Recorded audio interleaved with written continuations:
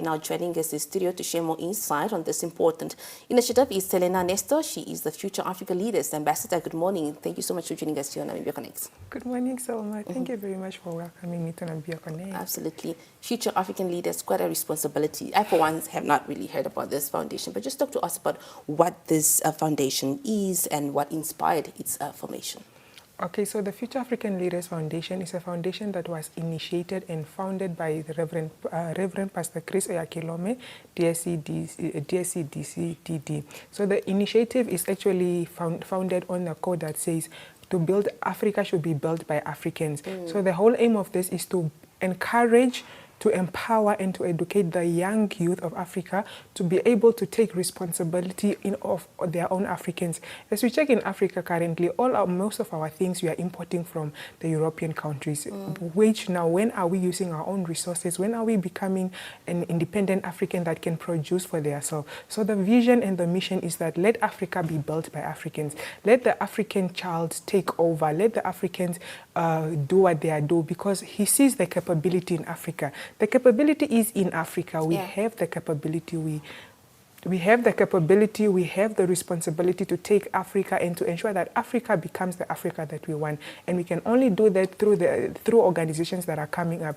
And one of that is the Future Africa Leaders Foundation. It molds an African child, it mentors an African child, and it puts an African child on the African continent map, and it ensures that they do what they want to do, and they are free to actually express themselves. It's a voice of an African child. Absolutely. Now the event is currently ongoing, right? Yes. What were some of the discussions that are already being held during this event? How are you hoping that they would be impactful given what you just highlighted now?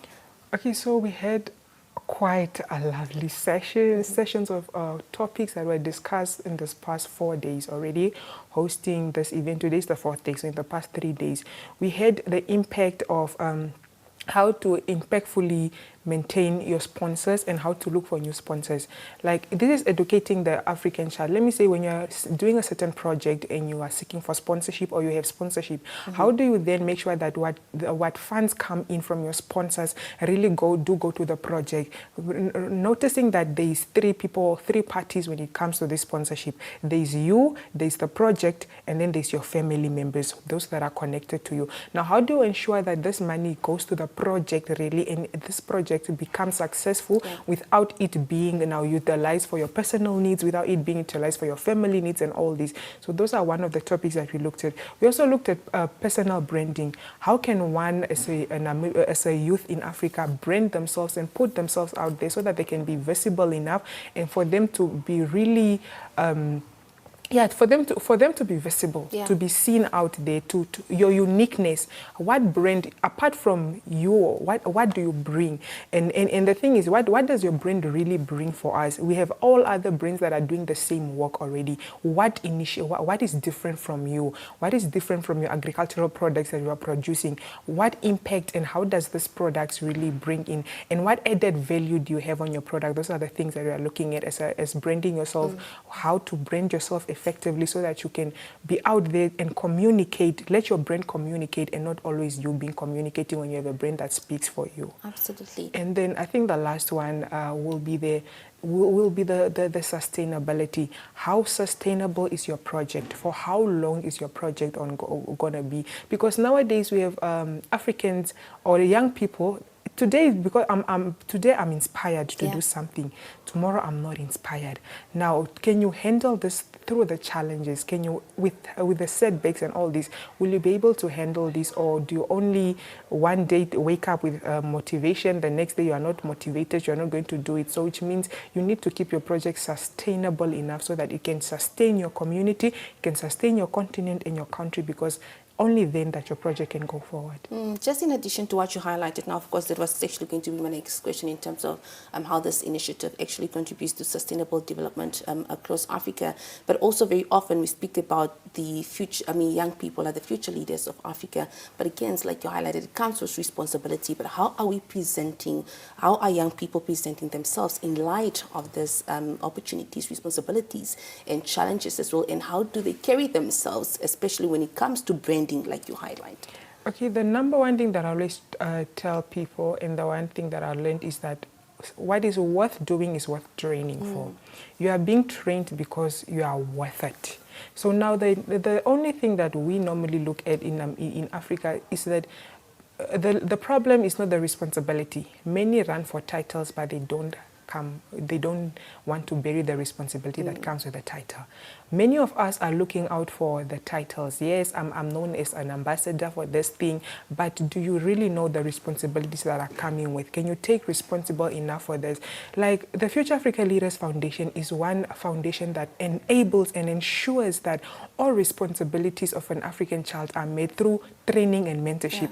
Like this week's development one is one of the examples of training that we are having. But it's not, this one is a publicized one because it's for all Africans. But as ambassadors and as members, we have different trainings. Every week is training in and out because it's worth doing. So that is one, because for you to be able to build up sustainable projects, you need to be trained, you need to be well equipped. They make sure that they equip their members, they equip the African child, and also look forward to making sure that they build sustainable development projects.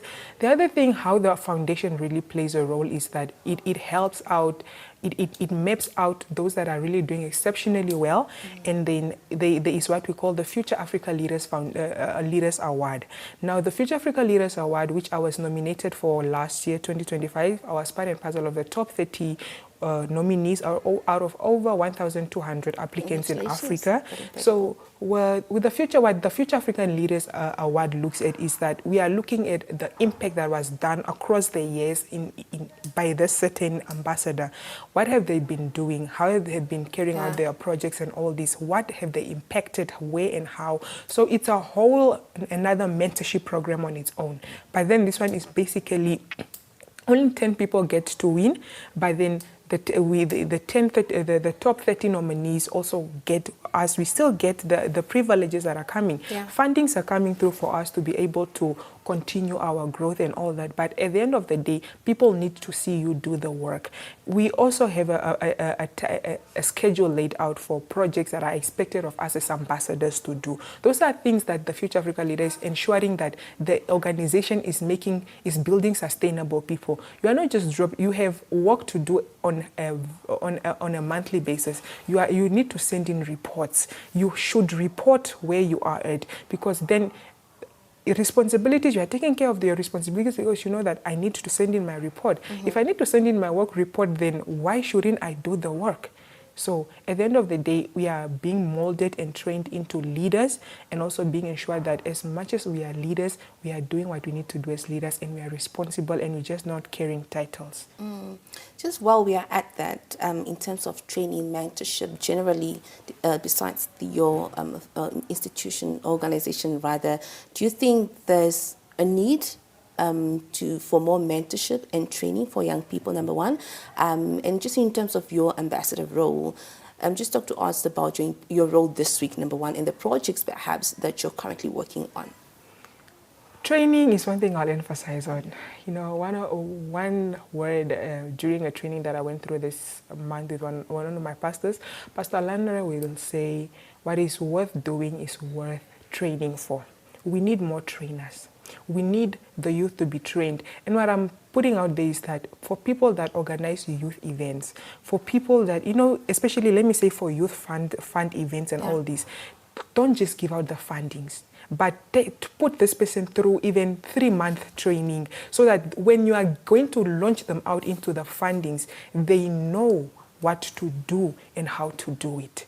They know how to go through it. Now, if you give me a 1 million without training me to use it, what do you expect me to do? I'm literally not going to do what you expected me to do, because I need training. You need to equip someone. Training is you equipping someone with the necessary skills that they need, so that they can go out there and do what they need to do. With the projects that I'm currently busy running, they are massive projects. They are massive projects. I'm a financial literacy education advocate. That is what I do mostly. I empower people. I teach people, educate them about the importance of financial literacy. We are currently busy working on a school tour crusade, financial literacy school tour crusade, where we are focusing on schools to educate the learners on the importance of financial literacy and all this. So we have amazing guides for the learners that are in. We'll be doing the announcements out this week. And for those that are willing to partner with us in this project, we are pleased to come through. Yeah. We would love to, because as one man, I cannot do it all, but united with someone out there, it will take it far. So for us to educate, why am I emphasizing and why do I really focus on financial literacy? Yeah. The importance of money management. If we really look at people currently, even in our country, in last year, the report was that 16 teachers took their life on suicide because of financial issues. Then what are we doing? The first basis to do is to go back and educate these people. Our education system, I'm calling on the Ministry of Education, let us put financial literacy as a subject in the education system. Let us educate these people. Let us set their mindset on course already while they are young, so that when they grow up, they know how to budget. I don't know how to budget. How do you expect me to budget when I start working? Yeah. When money comes in, I'll just spend it the way it is because I've never budgeted. But when I have learned how to budget, when I've gone through training, because that is you training someone to do something, I will never forget it. So it's a thing of that. Let's just not put it out there as theory, but let us also do it practically. And we can do this as a country. We can implement this into our education system. Let's teach and educate our people. I think those are one of the projects. That's one of the projects I'm running. Also, obviously, I'm running other amazing projects like. It's just empowering the youth at the end of the day. It's ensuring that the youth is empowered and all these. We are looking, my main focus is universities, it's schools, wherever I can find the youth. Wherever the youth is where I am, because I need to ensure that the youth is educated and all these.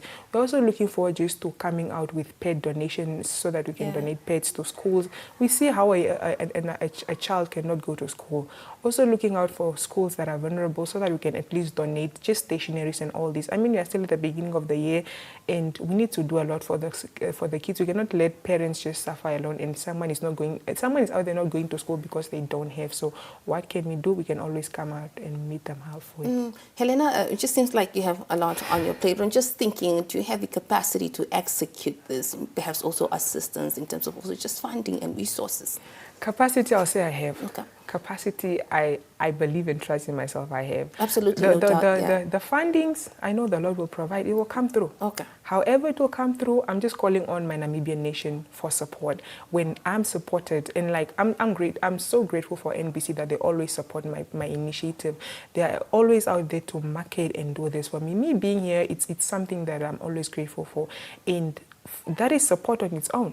Yeah. For funding, everything aligns. They say where there's a vision, there's provision. A vision is always provided for. So it's always to ensure that your vision is bigger and brighter and it's clear.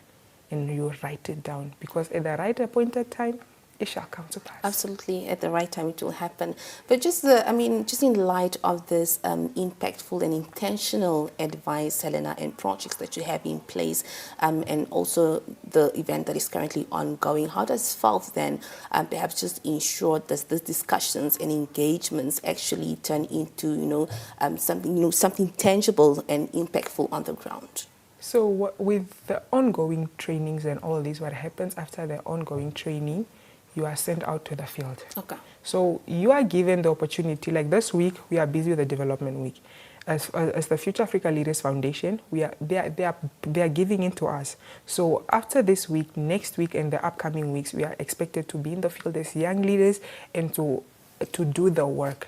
Where you need assistance, you can go back to the organization and say, okay, this is where I'm needing assistance and I need help. They will help you where you need assistance. But at the end of the day, you need to show the work that you are doing. Because I cannot be investing in you, but then I don't see any work done. Then at the end of the day, why am I doing what I'm doing?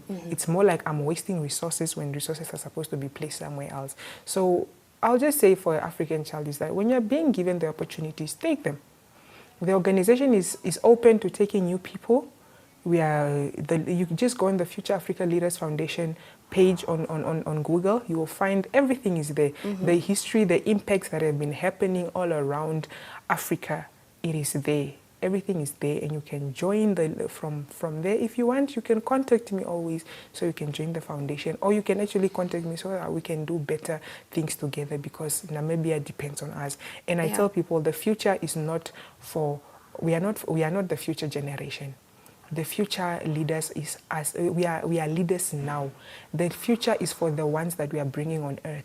Our generation, the ones that we are birthing, are the ones that belong to become the future Africa, the future leaders. For us, we are the now leaders and not the future leaders. Absolutely. So don't think you are leading for the future, but you are leading for the now, because the future is already taken care of. Absolutely. And just in as much as, young people having to grasp these opportunities presented to them, they're also faced with challenges. We're talking about unemployment, we're talking about health issues, mental issues and depression and so forth. How is FALF, addressing these issues in their programs? Okay, so in our programs, like for the unemployed, for unemployment, we look into our space of initiatives that were there. Number one, initiatives that are created, they're created also to bring in employment. So these initiatives are the ones to employ in people that are unemployed. As I say, sometimes is that if you are not talking, no one will know that you have a problem. So we need to talk. So now these issues, mainly as we get to grasp, like you will be employed by one of the initiative leaders and all this. You can be initiated by even the organization itself. If you are really capable and you've shown your capability, there are possibilities of you getting a job with them is there. But then your focus shouldn't really always just be about getting the job, but first do the job. Many of us want to get the job without doing the job first. So do the job first and then get it. Because when you are doing it, you've already gotten it. With the issues of, like mental health and all those things, it's where we host different kind of trainings. We have also FALF TV that has different talks all the times regarding different things. So the FALF organization is a big organization that has a lot of different types of sections. We have the FALF TV, we have all these other amazing programs that are running in on there. And you trust me, when you are with the organization, you will never say you don't have anything to do. You will find something to do. All right.